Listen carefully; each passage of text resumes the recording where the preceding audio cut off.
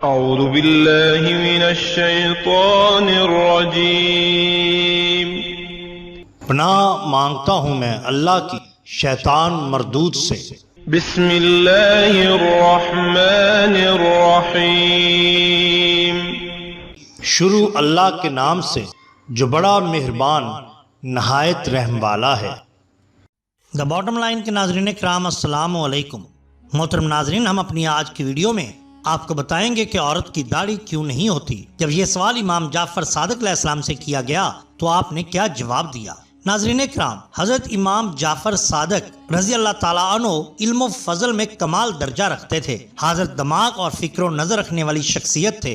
علمی معاملات میں کوئی آپ سے بحث میں جیت نہ سکتا۔ ایک مرتبہ کا ذکر ہے کہ ہندوستان کا ایک مشہور طبیب خلیفہ منصور کے دربار میں آیا۔ اس طبیب کو اپنے علم و ہنر پر بڑا گھمنڈ تھا، اس لیے وہ دربار میں بیٹھ کر طب کے اسرار و رموز کو بڑے متکبرانہ انداز میں بیان کر رہا تھا۔ خلیفہ منصور اور اس کے درباری بڑی دلچسپی اور توجہ کے ساتھ اس کی گفتگو سننے میں مگن تھے۔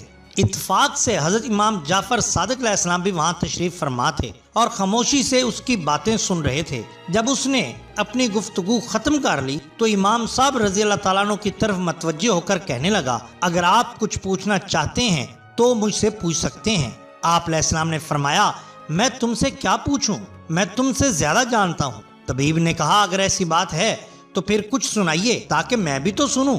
حضرت امام جعفر صادق علیہ السلام نے ارشاد فرمایا، جب کسی بیماری کا غلبہ ہو تو اس کا علاج ضد سے کرنا چاہیے، یعنی گرم کا علاج سرد سے، تر کا خشک سے، خشک کا تر سے، اور ہر حالت میں اللہ تعالیٰ پر یقین رکھنا چاہیے۔ یاد رکھ کہ معدہ تمام امراض کا گھر ہے اور پرہیز تمام دوائیوں کی دوا۔ انسان جس چیز کی عادت اختیار کر لیتا ہے اس کے مزاج کے موافق اور اس کی صحت کا باعث بن جاتی ہے۔ طبیب کہنے لگا، بلا شبہ جو آپ نے ارشاد فرمایا وہی اصل طب ہے۔ امام جعفر صادق نے فرمایا، اس سے یہ نہیں سمجھنا چاہیے کہ جو باتیں میں نے کی ہیں طبی کتب کا مطالعہ کرنے کے بعد کی ہیں، بلکہ یہ علوم اللہ تعالیٰ کی طرف سے عطا ہوئے ہیں۔ اب تم بتاؤ کہ تمہیں زیادہ علم ہے یا نہیں؟ طبیب کہنے لگا، مجھے زیادہ علم ہے۔ امام جعفر صادق رضی اللہ تعالیٰ عنہ نے اس کا متکبرانہ انداز دیکھا تو پوچھا، میں تم سے چند سوال کرتا ہوں، اس کا جواب دو۔ فرمایا، آنسوؤں اور رطوبت کا مقام سر میں کیوں ہے؟ سر پر بال کیوں ہیں؟ پیشانی پر کیوں نہیں؟ ناک دونوں آنکھوں کے درمیان کیوں ہے؟ منہ پر دو ہونٹ کس لیے بنائے گئے؟ مردوں کی داڑھی کیوں ہوتی ہے اور عورتوں کی داڑھی کیوں نہیں ہوتی؟ طبیب آپ کے سوالات سن کر ہکا بکا رہ گیا اور اپنی کم علمی کا اعتراف کرتے ہوئے گویا ہوا، میں ان باتوں کا جواب نہیں دے سکتا، میں نہیں جانتا۔ امام جعفر صادق رضی اللہ تعالیٰ عنہ نے فرمایا، اللہ تعالیٰ کے فضل و کرم سے میں ان تمام باتوں کا جواب جانتا ہوں۔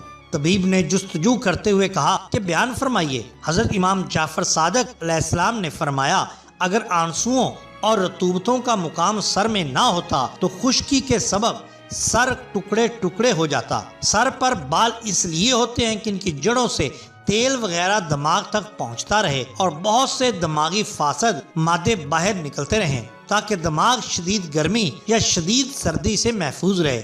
پیشانی پر بال اس لیے نہیں ہوتے، اس جگہ سے آنکھوں میں نور پہنچتا ہے۔ پیشانی پر شکنیں اس لیے ہوتی ہیں کہ جو پسینہ سر سے پیشانی پر گرے وہ آنکھوں میں نہ پڑے۔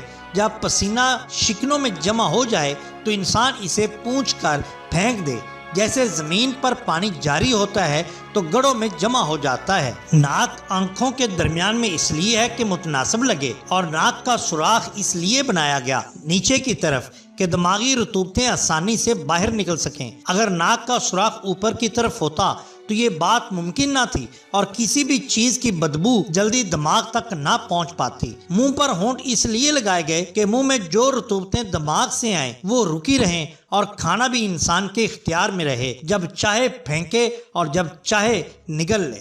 مردوں کی داڑھی اس لیے ہوتی ہے کہ مرد اور عورت میں تمیز ہو سکے۔ اس کے علاوہ عورتوں کی داڑھی اس لیے نہیں ہوتی کہ چہرہ صاف ہو اور اس کی جانب کشش پیدا ہو۔